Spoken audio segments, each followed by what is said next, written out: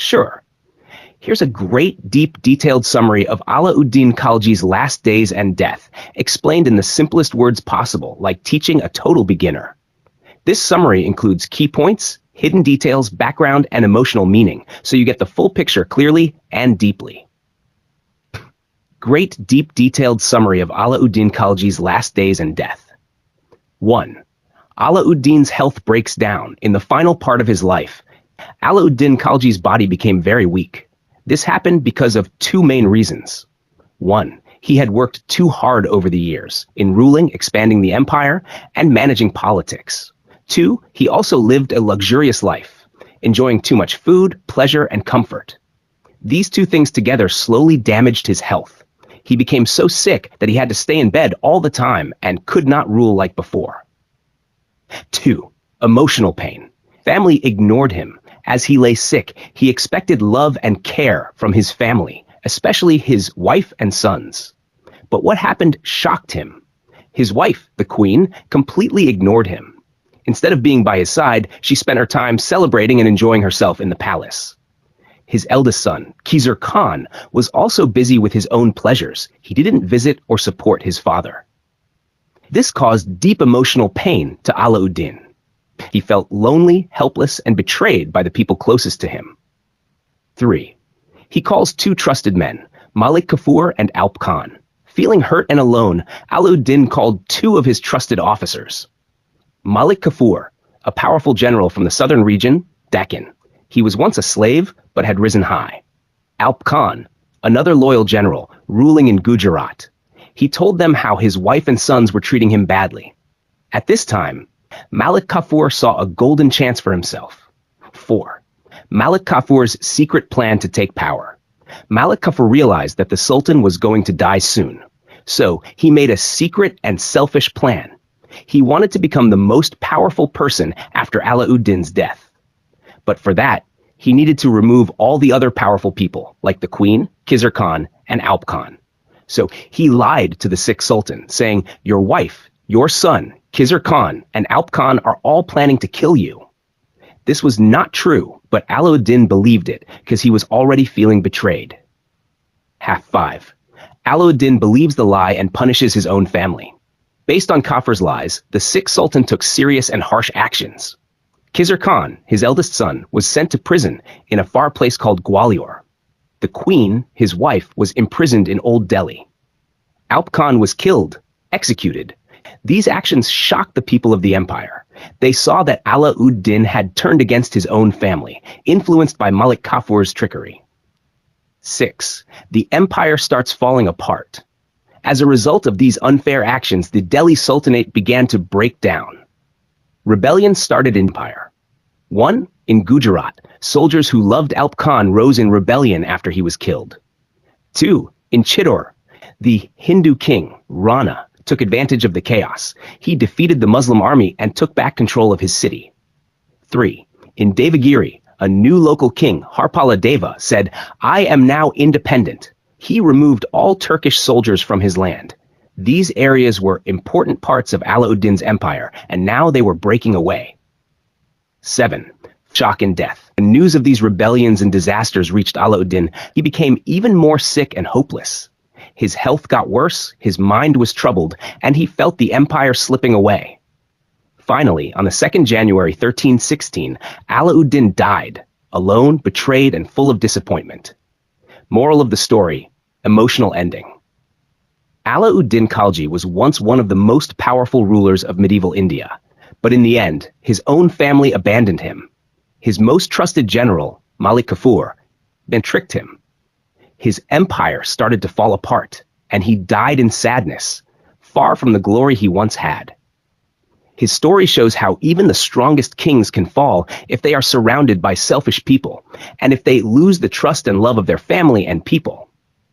Memory aid, 5-step quick recap. 1. Sick and alone. Alauddin's health broke down due to overwork and luxury. 2. Family betrayed. Wife and son ignored him. He felt emotionally broken. 3. Kafur's lies. Malik Kafur tricked him and removed rivals. 4. Empire rebelled. Gujarat, Chittor, and Devagiri broke away. 5. Died in sorrow. Alauddin died in 1316, surrounded by failure and betrayal. Would you like this converted into a comic strip for fun learning? A timeline for better memory? A dialogue format story? Let me know and I'll make it. Here's a great, deep, and super simple summary of the whole explanation about Khalji's character and what historians think of him, written in clear and easy English. Even a beginner can fully understand and remember it. Great summary. What historians say about Alauddin Khalji. Historians do not agree about Alauddin. Some historians say Alauddin Khalji was a strong and fair ruler. Others say he was a cruel and unjust king. Their opinions are completely opposite, like saying black and white. Elphinstone, a British historian, he says Alauddin's rule was glorious, great and full of success. Even though Alauddin made some harsh and strange rules, he thinks the king used his power fairly, and he was, overall, a successful monarch. Good king. V.A. Smith's opinion, another historian. Smith only with Elphinstone. He says Elphinstone is being too soft and forgiving. According to Smith, the real facts don't prove that Alauddin ruled fairly. In truth, Alauddin was a very cruel and violent ruler, savage tyrant. He didn't care about justice, doing what is right. Even though he won battles like the conquest of Gujarat and took big forts, Smith says his rule was still shameful in many ways. What all historians agree on. No matter whether they liked or disliked his rule, all historians agree on these points. Alauddin was a very brave soldier. He was a successful general, good at leading his army and winning wars.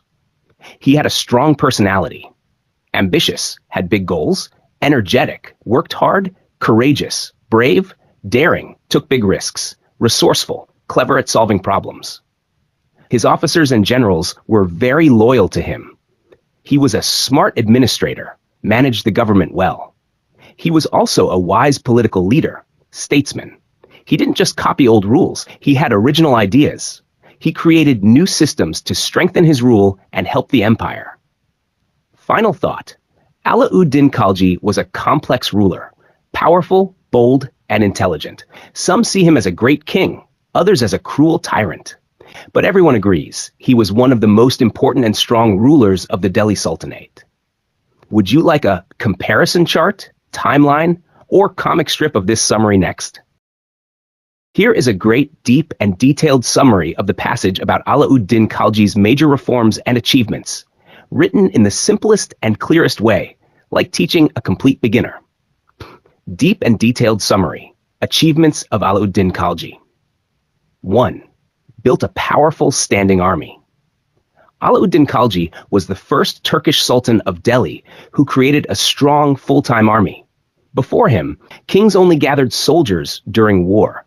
But Alauddin kept a permanent army that was trained, paid, and always ready, just like a police force that's always on duty. He also removed corruption from the army. No more fake soldiers, no more stealing salaries. He made strict rules and kept records of every soldier. Reformed the revenue and tax system. Alauddin was the first Turkish ruler in India to change and improve how taxes were collected from farmers and landowners. What he did: introduced exact land measurement before deciding tax, made tax rules clear and fixed, not guessed, removed old officers who got jobs just because of family background, gave jobs based on merit and performance. This made the tax system fairer and more efficient. It also reduced cheating by officers and helped farmers know exactly how much they owed. 3. Controlled the market and prices. Alauddin managed the economy like no ruler before or after him in medieval India. His market reforms: fixed prices for essential goods, food, cloth, oil, etc. Punished shopkeepers who overcharged or cheated. Built government stores to sell at fair prices. Set rules for weights and measures. Because of these reforms, things became affordable even for soldiers and the poor. This system was highly praised and considered the best economic control of the time. 4. First Turkish ruler to conquer South India. Alauddin was the first Turkish king to go beyond the Vindhya Hills, which separate North and South India. What he did: sent his general Malik Kafur to conquer kingdoms in the Deccan. These southern kingdoms agreed to follow the Delhi Sultan. This brought political unity to almost all of India. No ruler before him had ever brought so much of India under one empire. 5. Strengthened central government. Alauddin finished the work of Balban, an earlier king who started making the empire stronger. How? He made sure that all regions, provinces, followed the same rules. Central Delhi government had full control over faraway places. He brought discipline, order, and unity to the entire sultanate. This made the empire more stable and well-run than ever before. 6. Ruled without religious interference. This was one of his boldest and most modern actions. What he did. Religious leaders, ulema, used to influence the king's decisions. Alauddin ignored their interference. He clearly said, "In ruling the kingdom, I will use logic and benefit, not religious advice." This was the first time a Delhi sultan said that government and religion should be separate. He believed justice, order, and efficiency were more important than religious rules. This helped him rule with a clear head and strong laws.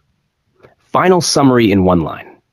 Alauddin Khalji was a bold, practical, and modern ruler who built a strong standing army, fixed a broken tax system, controlled prices and trade, united North and South India, strengthened central rule, and separated politics from religion. He was one of the smartest and most powerful rulers of medieval India. Would you like a comic strip or timeline of these points to make it stick forever in your mind? Absolutely. Here is a deep and detailed summary of the entire passage about Alauddin Khalji, explained in the simplest, clearest way, like teaching a complete beginner. Deep and detailed summary. Alauddin Khalji, the first Turkish emperor of India. 1. Empire builder, bigger than all before him. Alauddin Khalji is called the first real Turkish empire builder in India. Unlike earlier Turkish rulers who controlled only small areas, he built a large, powerful, and united empire. This made him more powerful and more successful than any of his predecessors, rulers before him. Think of this.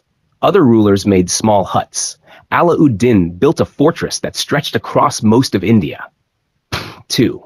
Handled two enemies at the same time. While others feared Mongol attacks and couldn't expand their land, Alauddin bravely did two big things together. 1. Protected Delhi from Mongol invasions, which came again and again. 2. Attacked and conquered new lands inside India, like Gujarat, Malwa, Devagiri, and the south, Deccan. This double success made him stronger than even Balban, who was once considered the best Turkish ruler. Shah 3. First Turkish emperor of India. Because he ruled such a huge and united empire, people rightly call him the first Turkish emperor, not just a king. An emperor rules many regions under one crown, and that's exactly what Alauddin did. A king rules one kingdom. An emperor rules many regions as one large empire. Alauddin united both North and South India under one rule. 4. Peace, order, and law in his empire. During Alauddin's rule, there was total peace and discipline. Crime and robbery were crushed completely. Strict laws and quick punishments made people follow rules strictly. Before his rule, robbers and thieves were common. During his rule, people were too scared to commit crimes. 5. Travel and trade became safe.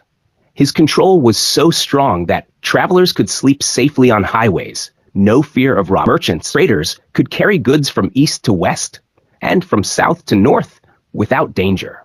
They could go from Sea of Bengal east to Kabul northwest, from Telangana south to Kashmir north with full safety.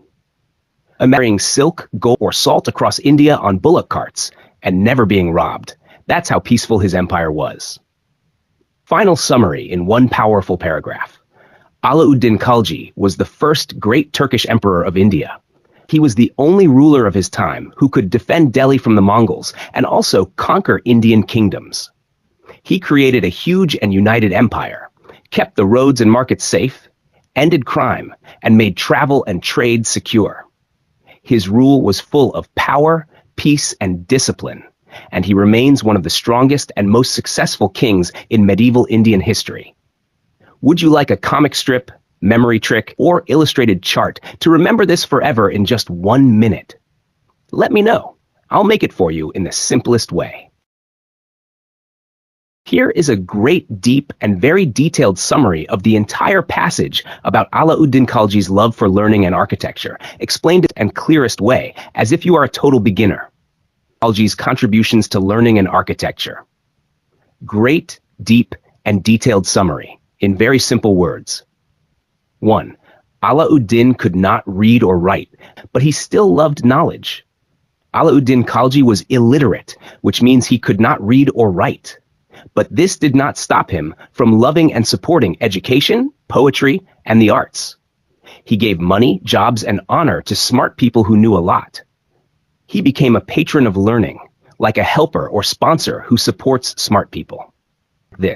Even if a king can't read, he can still build schools and invite the best teachers. That's what Alauddin did. 2. He brought great poets and scholars to his court. His royal court palace had some of the best writers and thinkers of his time. The two most famous were Amir Khusrav, a brilliant poet, historian, and musician. He is called the Parrot of India. Amir Hassan of Delhi, another famous and talented poet. These people wrote beautiful poems, told stories of kings, wrote history, and made the culture of the time rich and colorful. Why is this important? Alauddin made court a place where knowledge and art were respected, even if he couldn't enjoy books himself. He loved architecture, the art of beautiful building design. Alauddin loved building beautiful and strong structures. He focused on both beauty and strength in his buildings, making them look amazing, but also powerful and long-lasting. 4. Alai Darwaza, his most famous monument. He built a beautiful gateway called the Alai Darwaza in Delhi. It was added to the older Qutubi Mosque, also called Quwwatul Islam Mosque. This building is one of the finest examples of early Turkish architecture in India. Features of Alai Darwaza: elegant red sandstone and white marble, strong arches and decorated doors, symmetrical design, a perfect example of Turkish Islamic art. Experts say it is the most perfect and beautiful building of that style in India's early medieval period. 5. He also built other grand structures. Fort of Siri, a large fort in Delhi, the royal residence. It was like a walled mini-city. Hazar Sitan, Palace Pillars, a huge and majestic palace full of decorated columns. Even if there weren't exactly 1,000 pillars, the name shows it was massive and impressive. These buildings showed Alauddin's love for royalty, strength, and beauty. 6. Why it matters. Alauddin respected education and beauty, even though he wasn't educated himself. He encouraged poetry, music, writing, and building design. His support led to amazing achievements in culture and art, which people still admire today. His court became a center of learning and creativity in medieval India. Final simple conclusion. Alauddin Khalji couldn't read or write, but he had a wise mind and a love for greatness. He brought the best poets and scholars to his court, supported art and architecture, and built beautiful buildings like Alai Darwaza, Fort of Siri, and Palace of 1,000 Pillars. Because of this, his rule became a golden age for learning, poetry, and architecture, even without him being literate. He proved that a ruler's greatness does not come only from his own skills, but from how he supports the best people and builds a strong, beautiful, and cultured kingdom. Would you like a comic strip, memory map, or fun timeline of this? I can make one instantly to help you remember it forever. Here is a great and very detailed summary of the story of Qutb-ud-Din Mubarak Shah's rise to power, 1316 to 1320, explained in the simplest words with clear meaning and extra helpful background, so anyone, even a beginner, can understand. Deep, detailed summary. How Qutb-ud-Din Mubarak became Sultan of Delhi, 1316. 1. Alauddin Khalji's death and a power vacuum. When Sultan Alauddin Khalji died in 1316, there was no clear adult successor. He had many sons, but he had disinherited, cut off, his eldest son Khizr Khan because of the influence of his powerful general Malik Kafur. Instead, he named his youngest child, a 6-year-old boy named Shihabuddin Umar, as the next sultan. 2. Malik Kafur becomes the real ruler. As the boy was too young to rule, Malik Kafur made himself the regent, ruler on behalf of minor. Kafur became the real power behind the throne, controlling the entire empire. Malik Kafur's ruthless moves. To secure his power, Kafur did the following. He blinded Khizr Khan, Alauddin's eldest son, and another son, Shadi Khan, so they couldn't ever claim the throne. He married Alauddin's widow, stole all her jewelry and property, and then put her in prison. He also jailed Mubarak Khan, the third son, who was around 17 or 18 years old, and planned to blind him too. His goal, remove all rivals and take full control of the empire himself. 4. Mubarak turns the tables. Mubarak Khan was very clever. When the men came to blind him, he bribed them with money and told them to kill Malik Kafur instead. The plan worked. Kafur was killed easily, and Mubarak escaped from prison. 5. Mubarak becomes powerful. After Kafur's death, the nobles of the kingdom accepted Mubarak as regent for the little king, Shihab-ud-Din Umar. But Mubarak only acted as regent for 2 months. 6. Mubarak grabs the throne. After 2 months of ruling as regent, Mubarak decided to take full power for himself. He removed the 6-year-old king. He then blinded him, like Kafur had done to the other brothers, so that the boy could never become king again. On the 1st April 1316, Mubarak officially became sultan and took the royal name, Qutb-ud-Din Mubarak Shah. Final simple conclusion. After Alauddin died, Malik Kafur tried to take control of the empire by putting a 6-year-old child on the throne and destroying all of Alauddin's older sons. But Mubarak Khan, the third son, outsmarted Kafur. He had Kafur killed, became regent, and finally made himself sultan by removing and blinding the child king. On the 1st April 1316, Qutb-ud-Din Mubarak Shah became the new ruler of Delhi. This story shows how, in the Delhi Sultanate, power often passed not by peaceful inheritance, but by violence, betrayal, and clever planning. Would you like this story as a comic strip, timeline, or memory chart to remember it easily? I'm ready to help with any format you'd like. Here is a great, deep, and very detailed summary of the passage about Qutb Mubarak Shah's early reign, explained in very simple language, with clear meanings and extra background to help you understand every part, like learning from the world's best teacher.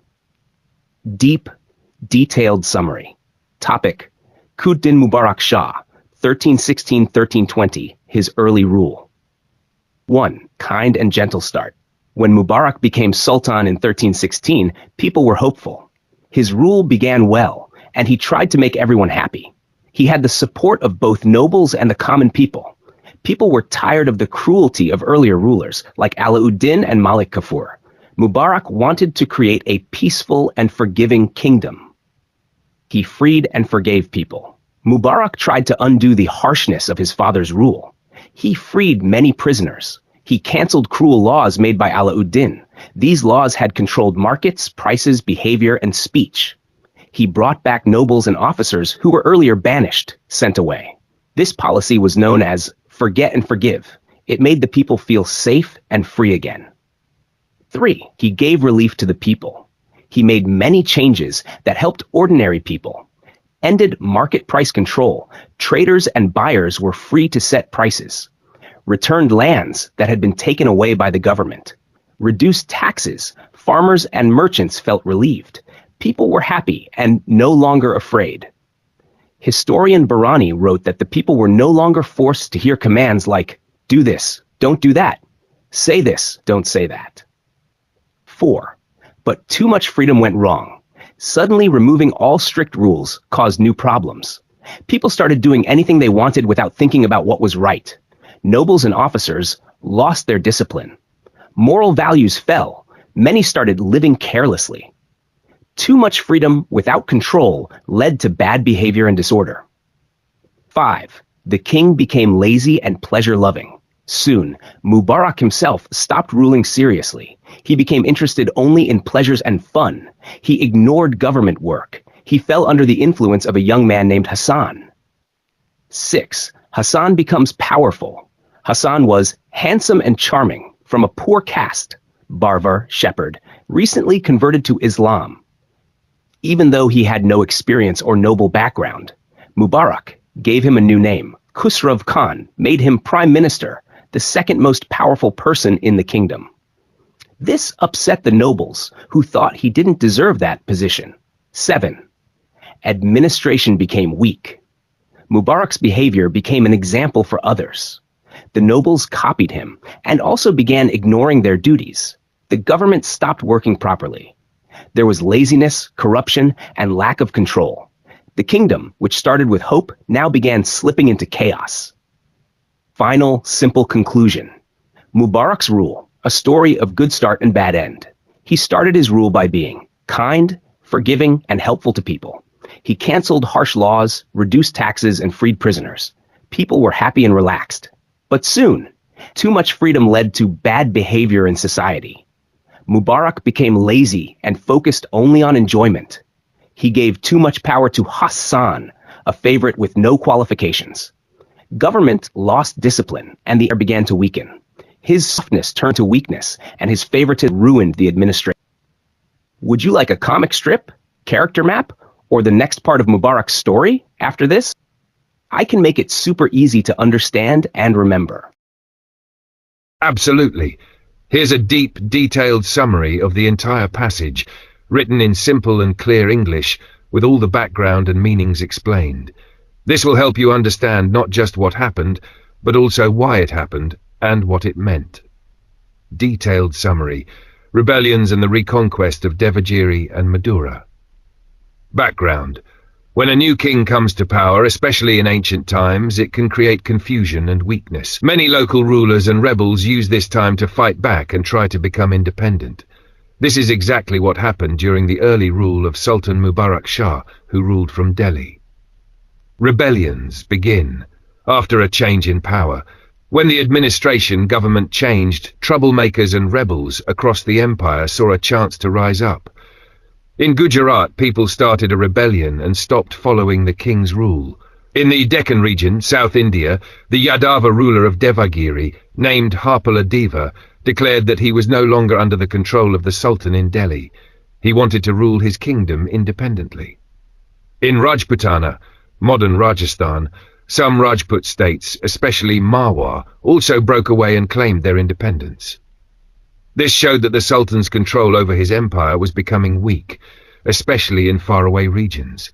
The Sultan acts to restore control. The Sultan, Mubarak Shah, understood that his empire was falling apart and he had to act quickly. He first sent a loyal officer, Ainul-Mulk Multani, to Gujarat.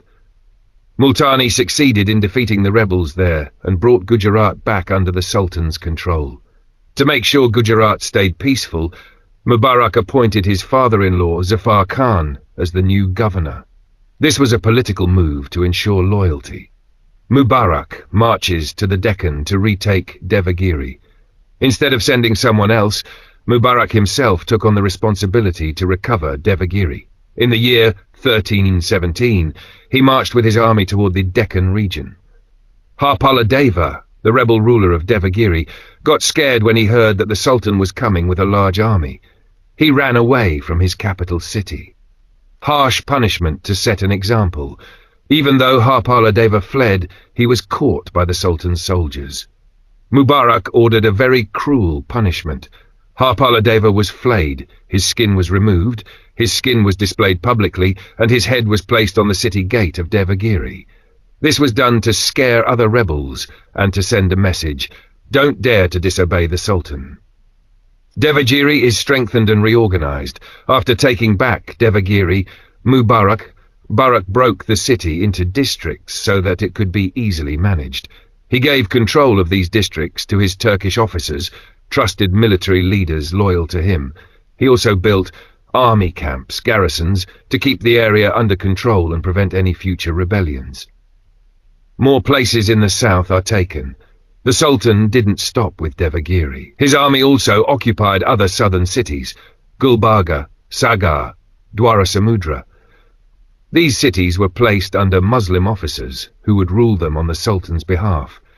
This helped expand the Sultan's control even further into the south of India. Religious change: Hindu temples demolished, mosque built.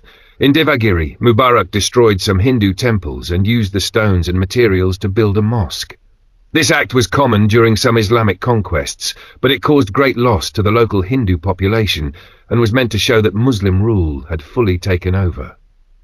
Final appointments and return to Delhi. After securing Devagiri, the Sultan appointed a man named Malik Yaklaki as the new governor. He then sent his commander Khusrav to conquer Madura, another rebellious city in the far south. After completing these missions, the Sultan returned to Delhi, leaving his trusted officers in charge of the newly recovered territories. Final thoughts. What this all means. This story is about how a king defeated rebels, recovered lost land, and re-established control after many areas tried to break free from his rule. Here are the key takeaways. 1. Weak times invite rebellions. When a new ruler takes over, enemies try to use the moment of confusion to fight back. 2. Quick action matters. Sultan Mubarak didn't wait too long. He acted fast and took back Gujarat, Devagiri, and parts of the south. 3. Fear and cruelty were tools of control. The Sultan used harsh punishments, like flaying Harpala Deva, to terrify others into obedience. 4. Reorganization was key to long-term control. By dividing Devagiri into smaller parts and placing loyal officers there, the Sultan made sure the area remained under control. 5. The Sultan expanded his empire further south. His actions didn't just stop rebellions, they grew the empire into deeper parts of India. Would you like me to make a map, timeline, or even a story version of this to help you remember it better? Here is a great, deep, detailed summary of the event, Conspiracy Against Sultan Mubarak, written in very clear, easy English, with everything explained step by step so you understand not just what happened, but also why it happened and what it means. Summary of the Conspiracy Against Sultan Mubarak, in-depth and simple. Background. Sultan Mubarak Shah of the Khalji dynasty had just returned victorious from the south, places like Devagiri and Madura, where he had crushed rebellions and expanded his empire. As he was heading back to Delhi, he was still a powerful and feared ruler. But power always attracts enemies, and in this case, even his own family turned against him. A dangerous plot to kill the Sultan. A conspiracy, a secret plan, was made to assassinate Sultan Mubarak. This was not just any random plot, it came from within his own royal family. The main conspirator was Asad-ud-Din, who was Mubarak's own cousin. Asad-ud-Din was the son of Yagrush Khan, who was the brother of an earlier ruler, Firoz Khalji. So Asad belonged to a powerful family, and may have believed that his side of the family deserved the throne. Their plan: kill the king, crown a child. The conspirators wanted to: 1. Kill Sultan Mubarak. 2. Make Khiza Khan's 10-year-old son, a child from Mubarak's own family, the next sultan. Why a child? A 10-year-old cannot rule by himself. The conspirators could control the boy and rule the empire from behind the scenes. This is called a puppet ruler. The plot is revealed. Luckily for Sultan Mubarak, one of the plotters confessed. Someone from the group told the Sultan everything. Why did he do that? Maybe fear, maybe guilt, maybe trying to save himself. This warning gave Mubarak the chance to act first. Mubarak's revenge. Mubarak was furious. He felt deeply betrayed, not just by enemies, but by his own cousin and family members. He responded with extreme violence to make sure nothing like this ever happened again. Here's what he did. No. 1. Executed all the conspirators. As found out, he had the conspirators arrested and killed. This showed that he was in full control and would not forgive betrayal. 2. Wiped out Asad-ud-Din's entire family. He didn't stop with just Asad-ud-Din. He ordered that all male descendants of Yagrush Khan, Asad, be put to death. Grands nephews, every man from that family. This was done to remove all future threats from that. Why so extreme? In royal politics, even one could cause a rebellion later. By killing all males, Mubarak cut the roots of any future danger. Killed his own brothers. Mubarak also executed his own brothers. Khiza Khan, the father of the boy the conspirators wanted as king, Shadi Khan, and Shihab-ud-Din. Why did he do this? He suspected that they might be involved, or he feared their power. He decided to rule alone, without the risk of any family rival. Manannana IV married Deval Devi, his brother's widow. After killing his brother Khizr Khan, Mubarak married Deval Devi, who had been Khizr Khan's wife. Why did he do that? In royal politics, marrying a widow of a powerful man was a way to claim authority over that man's lands and family, strengthen one's own position, show that he had full control over both the throne and the family. Deval Devi herself was once a princess of Devagiri, which also gave this marriage political importance. Why this story is important? This event shows us how dangerous royal politics could be, how even family members could not be trusted, how ruthless and violent rulers had to be to protect their throne, and how power struggles shaped the of India's dynasty. So shows how a ruler like Mubarak used fear and punishment to stop rebellion, eliminated till they became bigger, and was willing to sacrifice his own family to hold on to power. Final one-line summary. When Sultan Mubarak found out that his cousin and others had planned to kill him and put a child on the throne, he crushed the conspiracy with deadly force, executing the plotters, wiping out their family, killing his own brothers, and marrying the widow of one of them to tighten his control over the throne. Would you like this event turned into a comic strip, a storyboard, or a timeline to help you remember it even better? Here is a great, deep and detailed summary of the story about Sultan Mubarak's misrule, written in very simple, clear English, so that even someone with zero knowledge can fully understand it. This summary includes the key events, why they happened, what they caused, and what lessons they show about leadership and power. Title: Mubarak's Misrule and the Collapse of Royal Authority. Overview. After returning from military victories in the Deccan, South India, Sultan Mubarak started behaving in a way that was irresponsible, strange and dangerous for the empire. He stopped ruling properly, acted in shocking ways, killed trusted officials, and began to ignore all the duties of a king. This created chaos, loss of respect, and rebellions across the empire. Here's a full summary, step by step, deep and detailed. Done Number 1. Mubarak's personality changed after his victories.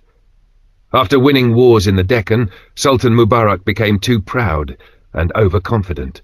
He believed that he was unstoppable and began to act like he could do anything he wanted, even if it was wrong or foolish. He no longer listened to good advice or respected rules. Lesson: great power can blind a person if not handled with humility. He killed loyal people without reason. He shockingly ordered the murder of his father-in-law, Zafar Khan, a respected elder, his close friend and regent, Shahim, who had taken care of Delhi in his absence. There was no clear reason for killing them. This showed that Mubarak was unstable and perhaps paranoid or cruel. Their deaths made people feel unsafe. Lesson: when a ruler starts killing trusted people, fear spreads and trust disappears. 3. He stopped governing and only lived for pleasure. Mubarak completely neglected the administration, meaning he no longer looked after law, justice, the army, or the needs of the people. Instead, he spent all his time in pleasure, partying, women, music and dance, drinking, entertaining himself with clowns and dancers. He forgot his duties as king, and his empire began to suffer. Lesson: a leader who focuses only on pleasure destroys their own kingdom. 4. He acted in strange and shameful ways. Mubarak's behavior became increasingly bizarre and disrespectful. He sometimes wore women's clothes in front of his officials.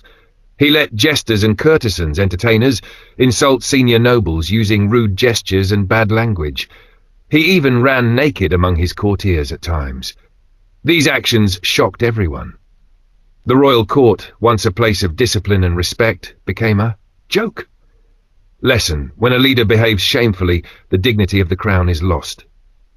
5. As a result, people lost all respect. Mubarak's wild behavior caused the people and nobles to lose all respect for him. They no longer feared or obeyed the crown. Across the empire, lawlessness grew, meaning crimes increased, rules were broken, and rebellions began to rise. Lesson: when respect for leadership disappears, chaos follows. major rebellions during his rule. 6. Rebellion by Malik Yaklaki. Malik Yaklaki was a governor in Devagiri, Deccan. Seeing the king's weakness, he declared himself king, but a loyal officer defeated him and sent him as a prisoner to Delhi. Surprisingly, Mubarak did not kill him. Instead, he cut off his nose and ears, a humiliating punishment. Later, he even forgave him and made him governor of another place called Samana. However, Yaklaki's supporters were executed. Lesson: Mubarak showed confusion and inconsistency. He forgave rebels, but punished their helpers. This made people feel the king was unpredictable and unfair. 7. Rebellion by Hisanuddin, Khusrav's half-brother. Hisanuddin was made governor of Gujarat after Zafar Khan was killed. He also rebelled, trying to take over Gujarat. He too was defeated and sent to Delhi. But instead of punishing him, Mubarak completely forgave him, just to please his favourite, Hisan's half-brother. Lesson: Mubarak let his personal feelings and attachments override justice. Danger from Khusrav, the king's favourite. 8. Khusrav secretly wanted to become king. Khusrav, whom Mubarak trusted the most, had a secret plan to make himself king by taking over the Deccan region. This was treason, betrayal of the king. 9. Officers warned the king, but he didn't listen. Some loyal officers told Mubarak about Khusrav's dangerous plans, but Mubarak refused to believe them. He was blinded by trust and love for Khusrav. 10. Mubarak punished the truth-tellers. Instead of investigating the warning, Mubarak called Khusrav to Delhi, but did not harm him, punished the officers who gave the warning. They were dismissed and jailed. Lesson: Mubarak was no longer capable of telling friend from enemy. He trusted a traitor and punished the loyal. Final result: because of Mubarak's wild behavior, killing of trusted men, love of pleasure, forgiveness of rebels, trust in a traitor, his empire became weak, chaotic, and divided. Respect was gone, law was gone, and loyalty was gone. The seeds of his downfall had been fully planted. Moral deep lessons. Lesson what we learn. 1. Power must be used with humility.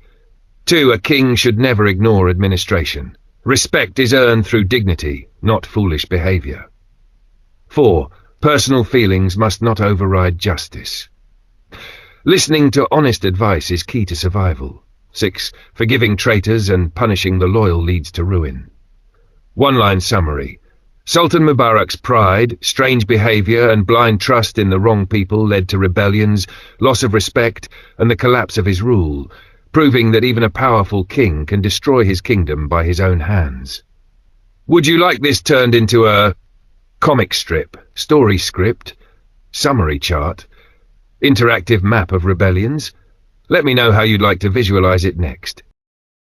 Of course, here's a great, deep, and detailed summary of the murder of Sultan Mubarak Shah by Khusrav Khan, explained in a way that's simple, easy to understand, but still covers all the important facts and lessons.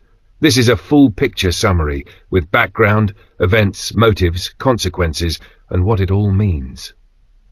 Detailed summary. The assassination of Sultan Mubarak Shah by Khusrav Khan. Sultan Mubarak Shah, the last ruler of the Khalji dynasty, was once a strong and victorious king. He had recently defeated rebels in the Deccan, southern India, but after those victories he became proud, addicted to pleasure, and overly trusting of his courtiers. His rule became weak and careless, and he began to ignore threats around him. One of his closest and most trusted men was Khusrav Khan, who belonged to the Bavar tribe of Gujarat. Mubarak loved him, gave him special favors, and believed he was completely loyal. But Khusrav secretly wanted to become king. Khusrav's secret plan to take the throne. Khusrav knew that it was impossible to become king just by having the king's trust. He needed military power and a way to enter the palace freely. So he made two clever requests. Shpra. 1. Permission to raise a private army. He asked Mubarak to let him build his own force of 40,000 horsemen, soldiers on horseback. These soldiers were mostly from his own tribe, the Bavars, so they would obey him, not the king. Mubarak agreed, giving Khusrav a private army inside the kingdom. 2. Permission for his people to enter the palace anytime. Khusrav then asked if his friends and relatives could come into the royal palace freely, without waiting outside the gates. He said it would be only for urgent matters. Mubarak agreed again, giving Khusrav free access to the palace, including its most private areas. With both of these permissions, Khusrav was now fully prepared to attack the king from inside. The warning that was ignored. A former tutor, old teacher of Mubarak, who cared about him, warned the king that Khusrav was planning something dangerous. But Mubarak, who was now blinded by arrogance and misplaced trust, refused to believe it. He thought Khusrav would never betray him. This was the biggest mistake of his life. The night of the attack, April 14th, 1320. Everything was ready. Khusrav waited for the right time, late at night, when the palace was relaxed and unguarded. What happened? Khusrav's soldiers, secretly brought from his army, entered the palace. They killed the king's guards who were protecting the palace. Noise from the fighting reached the upper floor, where the Sultan was resting. Mubarak, hearing the noise, asked Khusrav, "What's happening?" Khusrav lied. He said, "It's just horses that broke free, nothing serious." But that was just to calm the king while his men were already climbing up to kill him. The final moments. The assassins burst into Mubarak's room. The king, now scared, tried to run toward the women's section of the palace, hoping to hide. But Khusrav himself grabbed him by the hair. A follower of Khusrav, named Jaharia, stabbed the king to death. They cut off the king's head and threw it into the palace courtyard to show that Mubarak was dead and Khusrav was in control. Meaning, impact, and lessons. 1. End of the Khalji dynasty. Mubarak's death marked the final collapse of the once powerful Khalji rule in Delhi. Khusrav took the throne soon after, but his own rule was short-lived because he too was overthrown. Hamra 2. Why did this happen? Mubarak became overconfident after his military success. He trusted Khusrav too much, even giving him a personal army, access to the palace, freedom to move in and out, warnings, including a king who loses caution and who trusts a traitor over loyal men is heading for disaster. Key takeaways. Simple explanation. Power must be protected. A ruler can't afford to be careless with security. Listen to wise people. If someone warns you sincerely, listen carefully. It might save your life. Trust wisely. Even close friends can be enemies. Trust should be earned, not given blindly. Control your court. Giving too much freedom to a powerful noble inside the palace is dangerous. Arrogance leads to ruin. Pride after success can blind a leader to real dangers. One-sentence summary. Sultan Mubarak Shah, blinded by pride and foolish trust in Khusrav Khan, handed power to his future killer and was stabbed and beheaded inside his own palace in a brutal betrayal that ended the Khalji dynasty. Would you like a comic strip of this? A dramatic story script for a play? A tale how the events unfolded? Let me know, I'll make it vivid and unforgettable. Absolutely. Here is a great, deep and detailed summary of the passage you shared, written in the simplest possible language, while still explaining everything important about Sultan Qutbuddin Mubarak Shah and why historians judge him so harshly. Detailed summary. The final judgment of Sultan Qutbuddin Mubarak Shah, Khalji dynasty. Qutbuddin Mubarak was the last ruler of the Khalji dynasty, which had ruled parts of India during the Delhi Sultanate period. At first, he showed signs of being a strong and capable ruler. In his first year, he led successful military campaigns in the Deccan, southern India, which showed that he had bravery and skill. What went wrong? Although Mubarak started out well, he quickly lost his way. His downfall happened because of 1. His wild lifestyle, filled with lust and immoral pleasures. 2. His deep obsession with a courtier named Khusrav Khan. 3. His foolish decisions, especially trusting people who were dangerous. 4. His pride and disrespect for religious traditions. 1. his life of pleasure and sin. Mubarak had a self-destructive lifestyle. He became completely involved in venery, chasing after sex, prostitution, and sexual pleasures, especially with young male courtiers. This made him forget his duties as a king. He stopped caring about the administration of his empire. He focused more on enjoying life than ruling wisely. His character and moral strength were completely destroyed. This is why historians call him worthless and good for nothing. Even though he had the ability to be a good king, he chose to ruin himself. 2. His blind love for Khusrav Khan. Mubarak was obsessed with Khusrav Khan, a man from the Bava tribe of Gujarat who had converted to Islam. Khusrav was not from a noble family, he was low-born. But Mubarak gave him power, position, and freedom inside the palace. He didn't see that Khusrav was overly ambitious. Khusrav secretly wanted to become king. This was a dangerous mistake. Khusrav betrayed him and eventually murdered him to take the throne. Mubarak's blind love and foolish trust in a traitor became his biggest downfall. 3. A deserved punishment. Historians say Mubarak deserved his death, not because someone should be killed, but because he ignored all warnings, he ruled foolishly, and he behaved in wicked ways. His end was a result of his own actions, a punishment for his profligacy, wasteful, sinful living, foolishness, folly, and wicked conduct. 4. He broke an ancient Islamic tradition. The Muslim world at that time followed a long-standing tradition. All Muslim rulers, even if they ruled their own kingdoms, still showed respect to the Caliph, the religious head of the Muslim world, based in Baghdad or Cairo. This created a sense of unity among all Muslim rulers, but Mubarak rejected this idea. He did something no other Muslim king had dared to do before in India. He kicked aside the authority of the Caliph, and he declared himself the Khalifa, the vicegerent of God on earth and in heaven. This meant he claimed to be above all other rulers, not just in politics but also in religion. It was seen as extremely arrogant, disrespectful, and un-Islamic. Why is this important? This action of declaring himself the Khalifa showed how out of control Mubarak had become. He wasn't just a king anymore. He saw himself as God's personal representative. This ended the moral and religious image of the Khalji dynasty and separated his kingdom from the larger Islamic world. It was a final sign that the dynasty was falling apart, and so it did.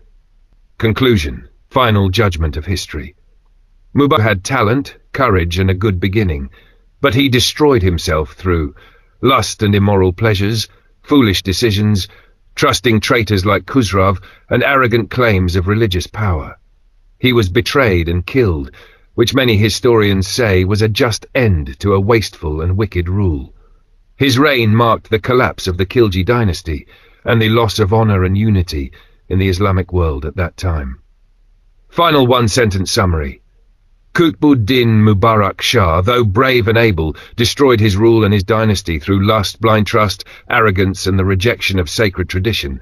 His tragic murder by Khusrav Khan was seen as a fitting punishment for his sins. Let me know if you'd like this turned into a story-style summary, a play scene or dialogue version, a timeline or chart. I'm here to make learning easy and powerful for you.